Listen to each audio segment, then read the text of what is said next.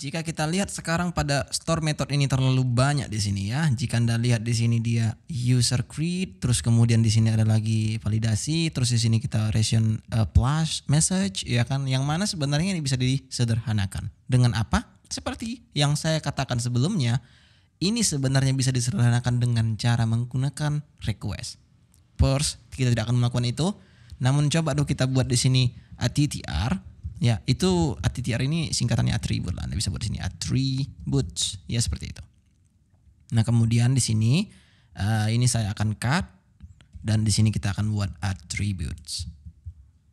Oke, jika sudah sekarang harusnya jika misalnya ini kita jalankan pastinya bisa. Namun ada lucunya di sini. Kenapa seperti itu? Hash kita tidak akan ada. Nah, oleh karena itu salah satunya cara adalah membuat di sini attributes dan kita buat di sini password. Itu sama dengan hash make. Ya, dan di sini kita bisa buat itu adalah request password. Alright, jika sudah, sekarang harusnya ini akan masuk ke sini, di merge lah kira-kira seperti itu. Selanjutnya kita refresh di browser. Kita register satu orang. Oke, berhasil. Tidak ada masalah di sini. Namun tetap aja ini bisa kita lebih sederhanakan menggunakan yang namanya request.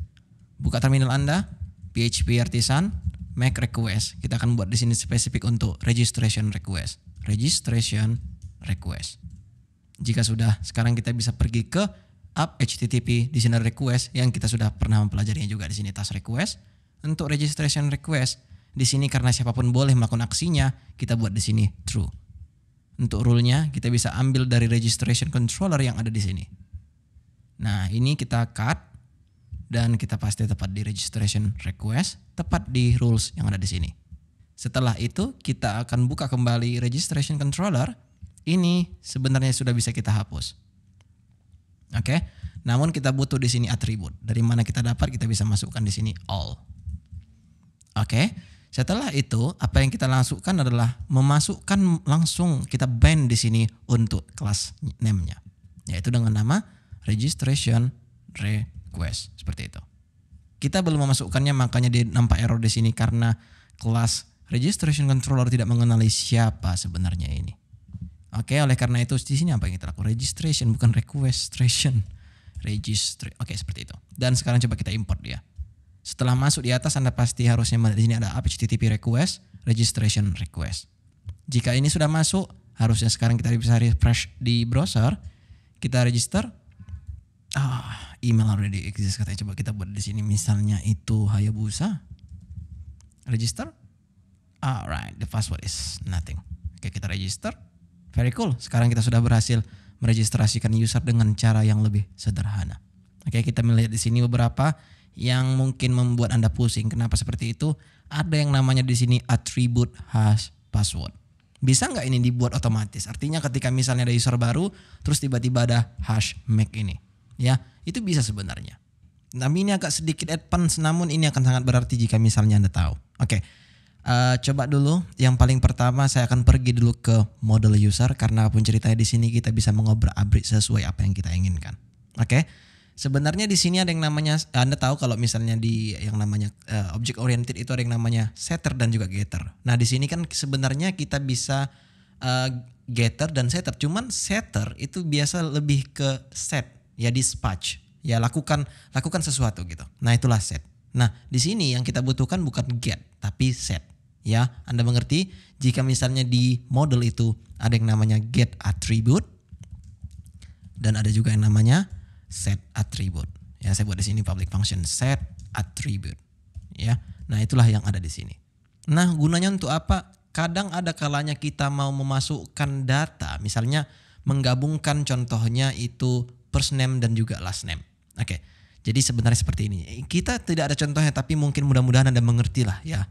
Nah jika misalnya kita ingin menggabungkan antara, ya anggap dulu nama user itu berbeda. Berbeda dia maksudnya gini, first name dan last name itu kita bedakan. Artinya kita mempunyai satu nama yang berbeda tapi kita ingin memanggilnya satu. Ya, kita ingin manggil dia di blade kita contohnya username. Ya, daripada kita harus melakukan username spasi user last name ya. Kita buat sini last name dan di sini kita bisa buat first name. Kita tidak ingin seperti itulah. Yang kita inginkan itulah seperti ini saja. Bagaimana caranya? Nah, inilah fungsi atribut tadi. Kita buat di sini get name-nya atribut.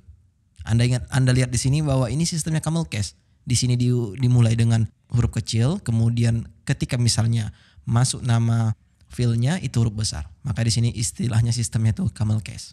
Oke, sekarang di sini kita bisa buat return. Ini tidak ada sebenarnya contoh yang bisa kita contohkan, tapi beginilah caranya. Kira-kira seperti itulah. Ini juga bisa Anda buat seperti ini, ya, untuk membuat ya spasi antara first name dan last name-nya. Seperti itu. Maka sekarang harusnya daripada Anda buat seperti ini, Anda bisa buat seperti ini, which is very cool.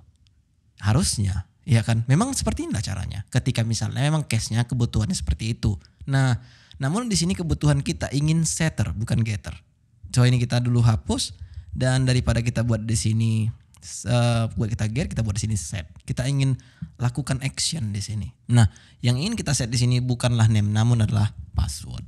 By default, saya ingin di sini bahwa ketika user dibuat, kita ingin atribut yang namanya password.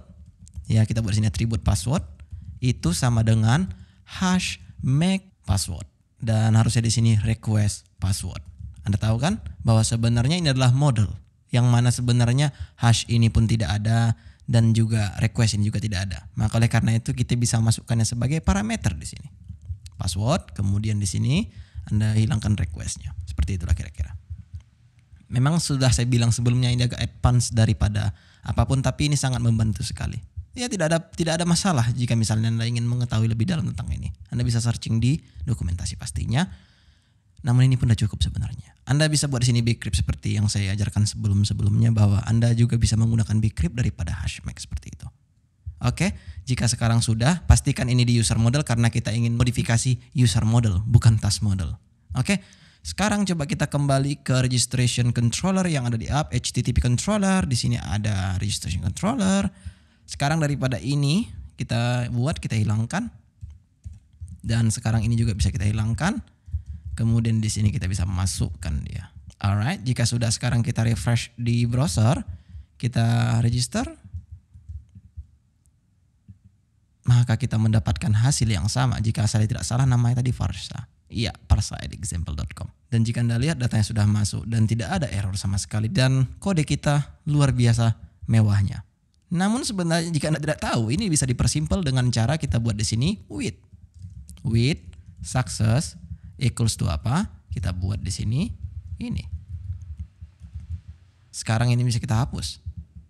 Ini sama dengan flash message, bukan put. Ini session juga flash tapi bukan put ya. Nah, jika misalnya saya klik di sini, coba dulu kita lihat di sini plus a piece of data to the session. Inilah guna with ini. Oke, jika sudah sekarang kita refresh kembali di browser, ya tadi muncul itu flash message-nya. Apakah dengan cara seperti ini dia muncul juga? I don't know, but let's try. Alright, very cool. Dia juga sudah masuk di sini. Artinya sekarang jika misalnya kita lihat kembali controller kita, wow, untuk membuat user aja seperti ini codingnya sedikit ya nampaknya. Nah, ingat tapi di sini kita sudah menggunakan struktur cara mengcoding yang bagus. Kita men-separate antara validasi dan juga actionnya. Dan jika Anda lihat di sini kita sudah buat juga di sini dia untuk fill-nya lah kira-kira seperti itu. Oke, jika sudah sepertinya kita bisa lanjut untuk melakukan yang namanya login. Karena penceritanya sekarang ini kita hanya bisa registrasi. Namun setelah registrasi apakah user sudah bisa login? Tentunya tidak. Oleh karena itu kita akan melanjutkannya di video berikutnya. See you soon.